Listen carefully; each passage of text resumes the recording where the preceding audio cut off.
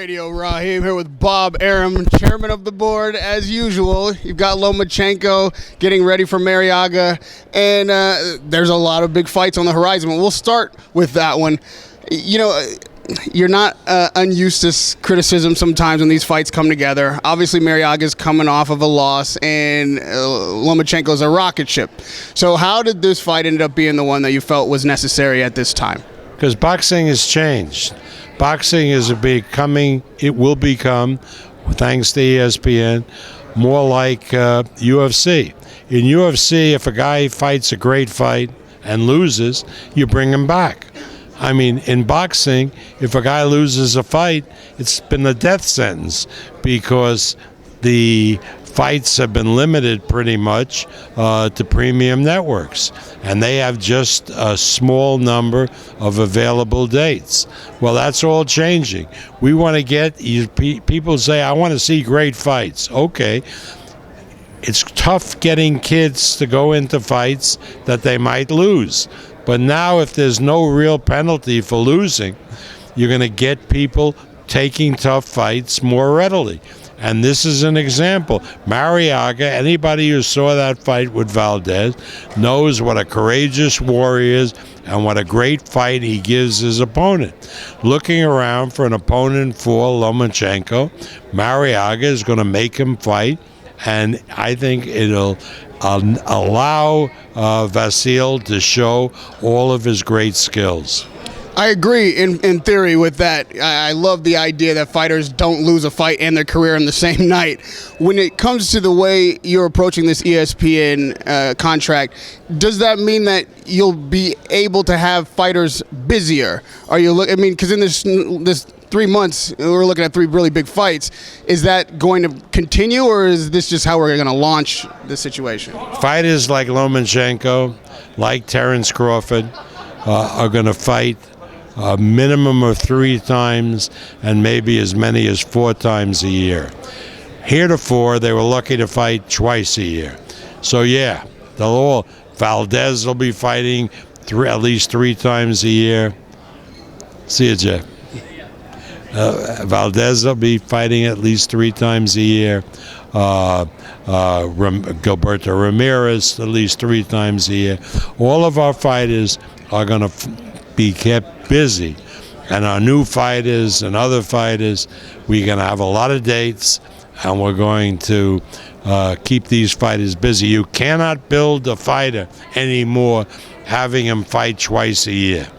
You launched your ESPN with a legend in Manny Pacquiao. You ended up with a controversial decision, and now we've got Jeff Horn here, who clearly you're taking under your wing a bit. He's here in Los Angeles with you on SB Week. First thought, does the rematch, assuming that happens, land on ESPN as well?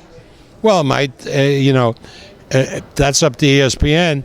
It may very well land on ABC, which is the parent company. It would be nice but that's up to ESPN. I mean, they do a lot of programming for ABC, which is the parent company, and has an even bigger reach than ESPN. But yeah, my hope would be that we'll be able to do this rematch, if Manny wants the rematch, on over-the-air television, free to the public, and not do it back on pay-per-view. You got a huge number. You have to be happy with that. But are you happy with the outcome? I mean, Manny Pacquiao, having been your flagship star for so long, losing to a guy who's relatively unknown outside of Australia, how does that inform your business with Pacquiao? And going forward, how do you look at the trajectory of the 2 careers? Well, Horn was relatively unknown because nobody would listen to me.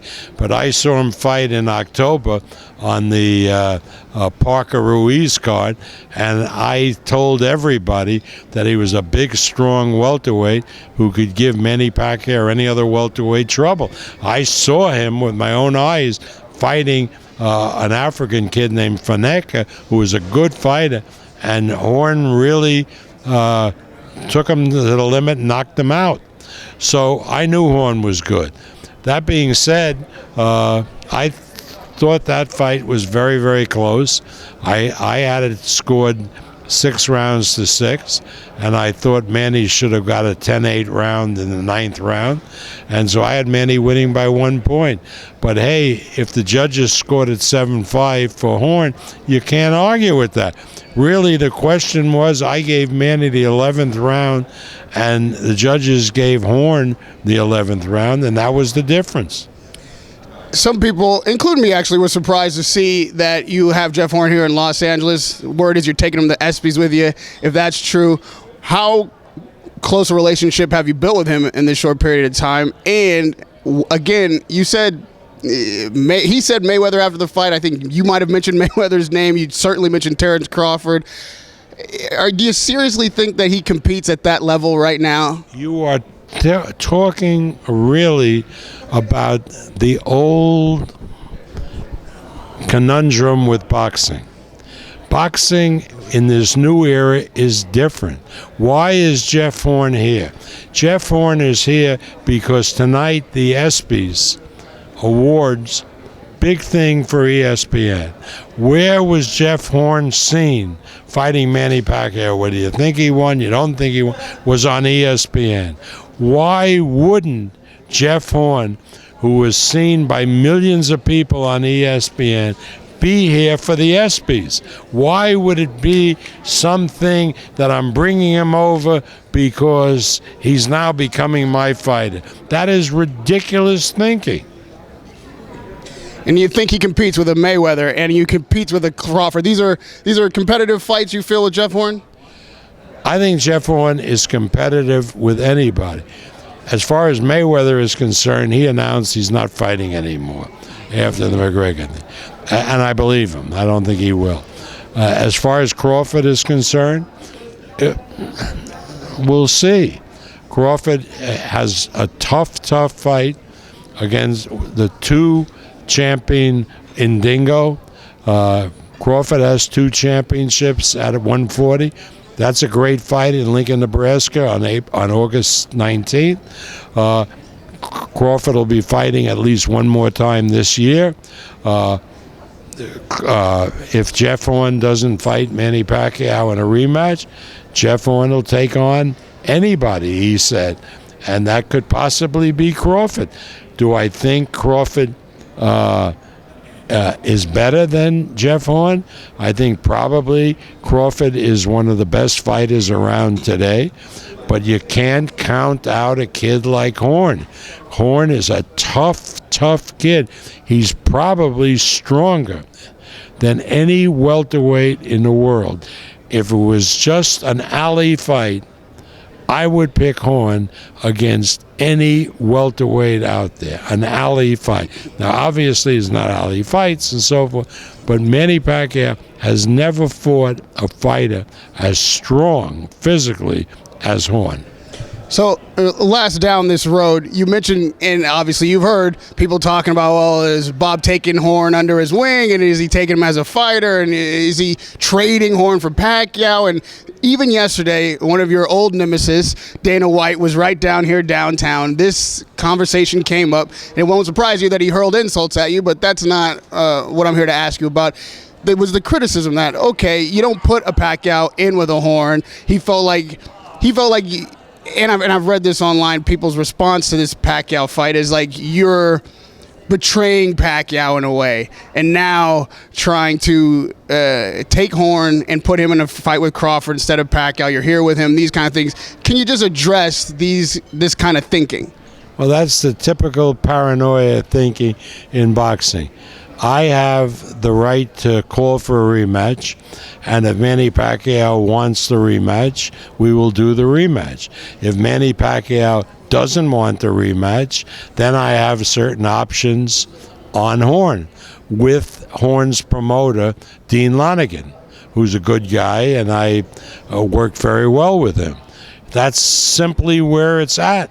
There's no conspiracy here or anything. If Manny Pacquiao wants a rematch with Jeff Horn, he will get a rematch with Jeff Horn. That's spelled out in the papers.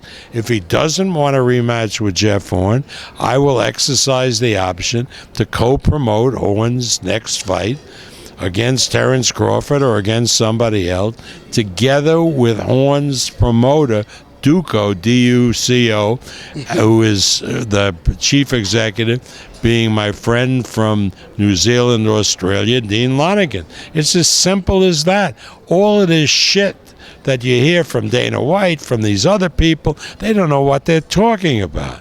I mean, I run my operation as a business, as a contract. It's not, nonsense, secretive, under the table. It's all out in the open. Manny Pacquiao knows that I have the right to call for a rematch. Manny Pacquiao knows that if he wants a rematch, I will call for the rematch. It's as simple as that. It's up to Manny, not up to me. What's your relationship like with Manny's corner now? Freddie Roach, Justin Fortune. You were very critical after the fight. It was reported you even said they were morons in the corner. What was that criticism stemming from? Do you stand by that statement? And then what's your relationship like with them now? First of all, the corner acted inappropriately by Boo Boy, the Filipino kid, became hysterical in the corner, yelling and screaming. Miguel Diaz has trouble getting up the steps now, so he was a little late, tending to Manny. Justin Fortune has a big mouth by saying, before the fight, that the only way that Horn could win is if Manny tripped on his way to the ring. You don't say that about an opponent. And Freddie was right to complain that the fact that the referee allowed holding and hitting, but where was Freddie during the fight? If this was a basketball game, any coach, Patino, Coach K, would be in the face of the referees saying, hey, this guy is holding my guy when he's cutting to the basket. Any good cornerman goes out and confronts the referee. You're allowing this guy to hold and hit. You don't wait till after the fight and complain. Radio Raheem with Bob Arum. Never at a loss for words and always generous with your time. Thank you, Chairman. I appreciate it. Bob Arum and Radio Raheem.